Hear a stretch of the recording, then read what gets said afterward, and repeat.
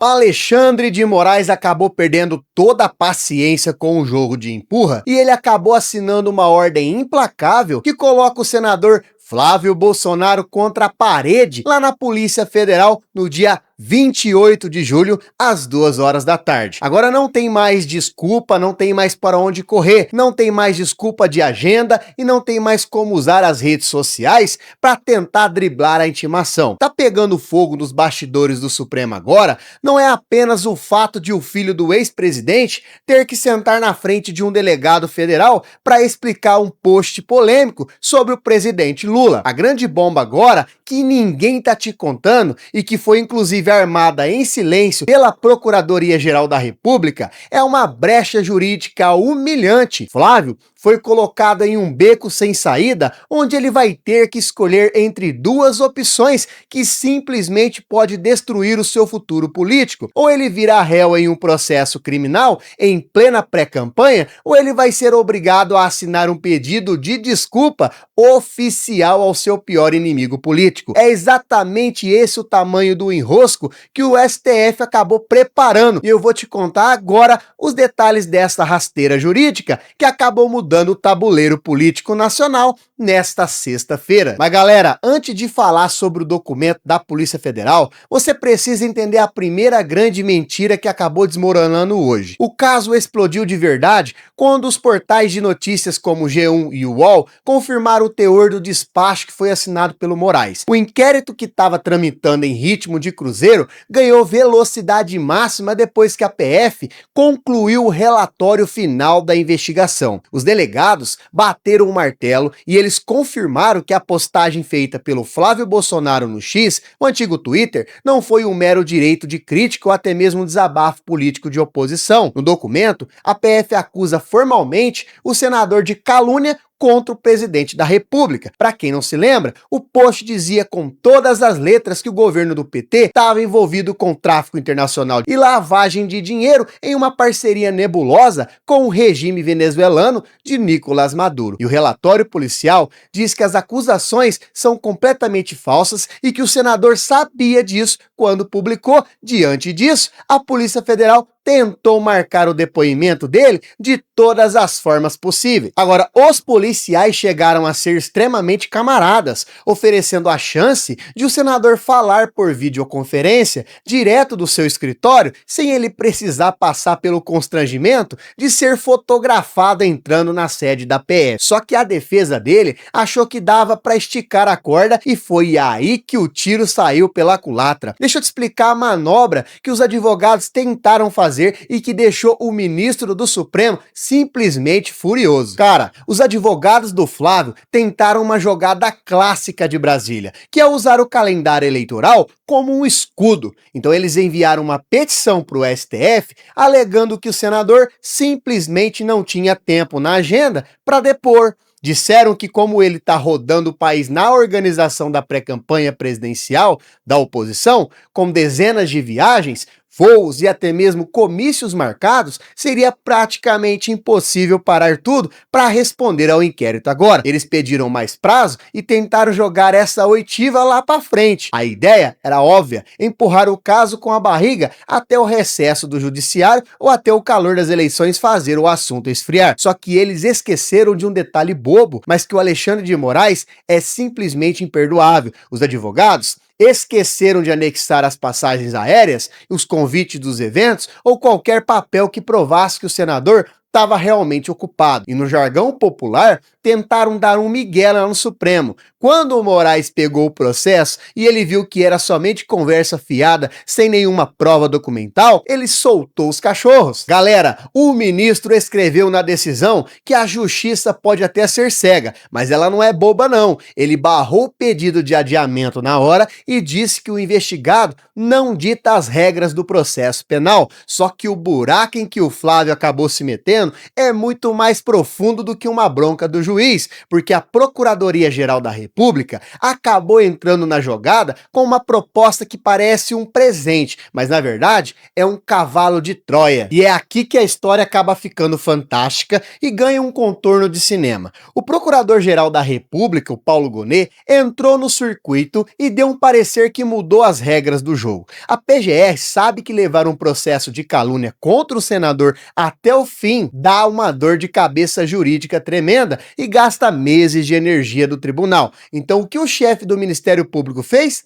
Lembrou a defesa de um dispositivo do nosso Código Penal que funciona como uma saída de emergência para quem fala demais na internet. É a famosa retratação. Basicamente, a lei brasileira diz que se você ofender ou até mesmo caluniar alguém, mas se arrepender e pedir desculpas publicamente antes de o juiz acertar a denúncia, o crime deixa de existir. Então a punição ela é cancelada e o processo é arquivado e você volta para casa com ficha limpa. Parece ótimo, né? Mas uma colher de chá gigantesca, com certeza. Mas agora para e pensa comigo na maldade política dessa proposta. Gonet não fez isso para ajudar o Flávio Bolsonaro, não. Ele fez isso porque sabe muito bem, para a narrativa da família Bolsonaro, essa saída de emergência é mais dolorosa do que uma condenação. É, galera, é uma armadilha psicológica perfeita que mexe direto com o orgulho da militância. Quer entender o tamanho do estrago que isso causa na imagem de um candidato de direita? Presta atenção no dilema que vai tirar o sono do Flávio nos próximos dias.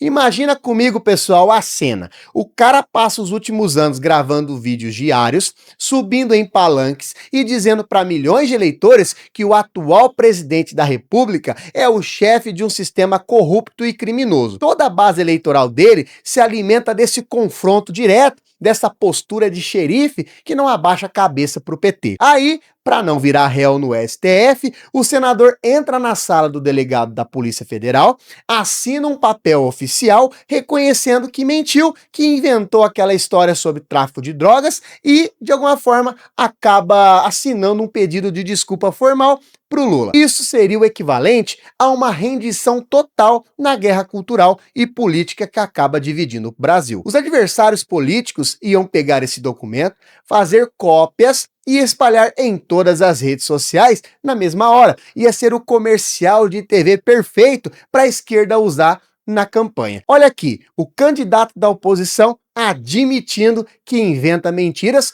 contra o nosso presidente. E com isso, o estrago na credibilidade do Flávio como uma liderança forte seria gigantesco. Ele correria o risco de ser visto pela própria militância como alguém que amorteceu o discurso e arregou diante do sistema para salvar a própria pele. Mas se ele decidir bancar o valente e recusar o pedido de desculpas, o cenário que espera por ele no Supremo consegue ser ainda pior. Agora, se o Flávio chegar no dia 28 de julho e ele disser para o delegado que não vai se retratar de nada, que mantém tudo o que escreveu no X e que o post é a expressão da verdade dele, o jogo muda de figura imediatamente. No minuto em que o depoimento for encerrado, a Polícia Federal vai anexar a declaração dele no inquérito e vai enviar o calhamaço direto para a mesa de Paulo Gonet. Como a oportunidade de acordo foi simplesmente rejeitada, a PGR não vai ter outra alternativa a não ser apresentar a denúncia criminal formal contra o senador no plenário do Supremo Tribunal Federal. E você sabe muito bem como a banda toca ali dentro. Com o clima atual entre o STF e os aliados do ex-presidente, a chance de essa denúncia ser aceita pela maioria dos ministros é simplesmente, pessoal, gigantesca. E com isso, no momento em que o Supremo aceitar a acusação, o Flávio Bolsonaro deixa de ser apenas um parlamentar investigado e ele vai passar a ostentar o título oficial de réu em uma ação penal por crime de calúnia. Isso significa que ele vai ter que enfrentar um processo criminal arrastado com audiências, advogados caríssimos e o risco real de uma condenação final. Tudo isso acontecendo exatamente no momento em que ele precisa estar focado em rodar o país para consolidar o seu nome como a grande aposta eleitoral do partido. Mas existe um ingrediente nessa pressa toda do judiciário que tem nome e que tem sobrenome, e é aí que nós vamos ver quem realmente está dando as cartas. O pessoal que defende o Flávio Bolsonaro está apontando uma contradição. Eles estão dizendo que a velocidade desse inquérito da calúnia é algo fora da curva em Brasília. Existem investigações gigantescas que estão correndo no Supremo Tribunal Federal, como o próprio inquérito das fake news, ou também os casos ali envolvendo os atos do 8 de janeiro, que já duram anos, tem milhares de páginas e parecem nunca chegar a um desfecho definitivo. Mas esse caso do post do Flávio andou como um foguete e deve andar mesmo. A publicação foi feita em janeiro e o inquérito abriu em abril. E em julho, a polícia já fechou o relatório e marcou o depoimento definitivo. A bancada da oposição no Congresso está usando isso para inflamar o discurso de que o judiciário tem dois pesos e duas medidas. Eles estão alegando que quando o alvo é um membro da família Bolsonaro, os prazos são encurtados, os pedidos de adiamento são negociados de forma sumária e a máquina pública funciona com uma eficiência que não se vê em nenhum outro processo no Brasil. Essa narrativa de que o jogo está marcado e que o tribunal age por motivação política é o principal combustível que o Flávio tem hoje para tentar ali reverter o desgaste desse depoimento. Só que o Moraes já vacinou o processo contra esse tipo de argumento e a estratégia dele foi simplesmente cirúrgica. O Moraes é um macaco velho do direito constitucional e ele sabe perfeitamente que qualquer brecha deixada no processo seria usada pela defesa para anular a investigação no futuro ou até mesmo ali para gritar que houve cerceamento de defesa.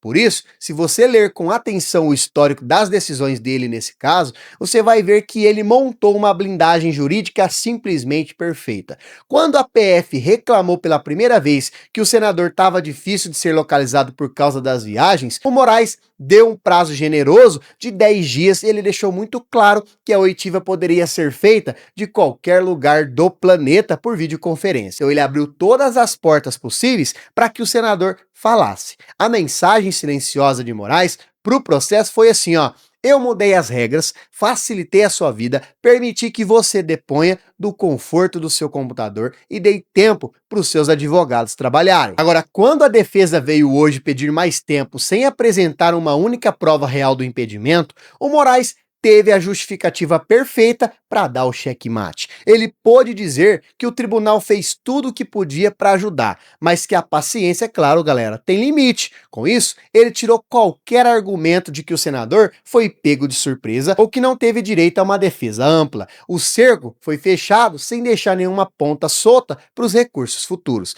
Mas você deve estar se perguntando aí, como que o presidente Lula está reagindo a essa briga toda de camarote? Agora, enquanto o parquinho está pegando fogo no Supremo e também na Polícia Federal, o Palácio do Planalto adotou uma postura de silêncio absoluto que é puramente estratégica. O presidente Lula e os seus ministros mais próximos, eles sabem que nesse momento, qualquer declaração pública sobre o caso só serviria para dar munição ao discurso da oposição de que o governo está de alguma forma usando o judiciário para perseguir os seus adversários. Então a ordem na liderança do PT é deixar que o tribunal faça todo o seu trabalho. Para o governo, essa situação é maravilhosa de qualquer perspectiva. Se o Flávio Bolsonaro for lá e pedir desculpas, é um troféu político gigantesco para o Lula, que vai inclusive poder dizer que a própria família Bolsonaro confessou que inventava mentiras contra ele. Agora, galera, se o Flávio não pedir desculpas e virar réu, o governo vai ganhar uma pauta negativa diária para desgastar a oposição, mostrando que os seus líderes respondem a processos criminais por mentir na internet. O Planalto tá jogando o jogo da paciência, tá assistindo o adversário se debater em uma teia jurídica que ele mesmo acabou criando quando decidiu fazer aquela postagem em janeiro. É o famoso ditado político de Brasília: nunca interrompa o seu adversário quando ele estiver cometendo um erro crasso. Mas o impacto disso vai muito além do Planalto, ele respinga direto na eleição que está batendo a porta. Não dá para ignorar o fato de que o Flávio Bolsonaro não é apenas um senador qualquer, ele é o principal articulador político do seu partido e o nome mais cotado para liderar essa oposição na corrida pela presidência da República. Cada passo que ele dá, cada processo que ele está respondendo, vai afetar diretamente as alianças políticas que ele está tentando fechar nos estados. Esse depoimento do dia 28 de julho cai como uma bomba de fragmentação bem no meio das negociações partidárias. Imagina você ser um governador ou um cacique partidário aí de centro que está pensando em se aliar ao Flávio para montar ali uma chapa forte. Você vai querer fechar um acordo de longo prazo com um candidato que corre o risco real de virar réu no Supremo Tribunal Federal, principalmente agora nas próximas semanas, por causa de um processo de calúnia? O mercado político detesta a instabilidade. E essa intimação do Moraes acaba funcionando como uma espécie de freio de mão puxado, principalmente na pré-campanha dele. Então, os adversários de centro e de esquerda já estão usando essa fragilidade para tentar ali assustar os investidores e os partidos aliados, dizendo que apostar o nome do Flávio agora é um risco alto demais para o futuro. O senador foi colocado em uma situação onde ele precisa resolver a sua vida jurídica muito rápido se ele quiser manter a sua liderança política intacta. Mas existe um componente técnico que pode mudar o rumo desse depoimento no último segundo e que quase ninguém está prevendo. Existe uma saída no meio desse emaranhado jurídico que os advogados mais experientes de Brasília já estão comentando nos bastidores e que pode salvar o Flávio Bolsonaro desse vexame sem que ele precise se ajoelhar diante do Lula. O Código Penal permite que a retratação, ou seja, o pedido de desculpas, seja feito de forma genérica ou super técnica, sem precisar citar frases humilhantes. Os advogados podem redigir um texto extremamente frio, cheio de termos jurídicos difíceis, dizendo apenas que o senador esclarece que ele não teve a intenção de imputar a prática de crimes de trânsito internacional ou até mesmo lavagem de dinheiro ao atual mandatário, reconhecendo, é claro, que a publicação se baseou em matérias jornalísticas da época que não foram confirmadas. Pronto, se ele ler um texto técnico desses, na frente do delegado, ele vai cumprir a exigência legal da retratação e o processo é arquivado e na saída da Polícia Federal ele pode gravar um vídeo para suas redes sociais dizendo para a militância: olha pessoal, eu não pedi desculpas para o Lula não, eu apenas fiz um esclarecimento técnico para encerrar uma perseguição no Moraes. Então essa engenharia jurídica de narrativa é a única tábua de salvação que pode tirar o senador dessa situação sem ele destruir a sua reputação com a direita. Mas a grande dúvida que acaba ficando no ar é: será que o Alexandre de Moraes ele vai aceitar uma desculpa protocolar e fria dessas ou ele vai exigir uma retratação clara e sem duplos sentidos? E é justamente aqui que a gente chega ao ponto mais crítico de toda essa história, que é o verdadeiro checkmate que o tribunal aplicou. O Alexandre de Moraes não marcou esse depoimento para o dia 28 apenas por uma questão de pressa processual. Ele fez isso para testar o limite da corda da oposição. O Supremo, ele cansou de ser usado como escada para influenciadores e políticos ganharem engajamento nas redes sociais, fazendo acusações sem provas e depois saindo de fininho alegando imunidade parlamentar.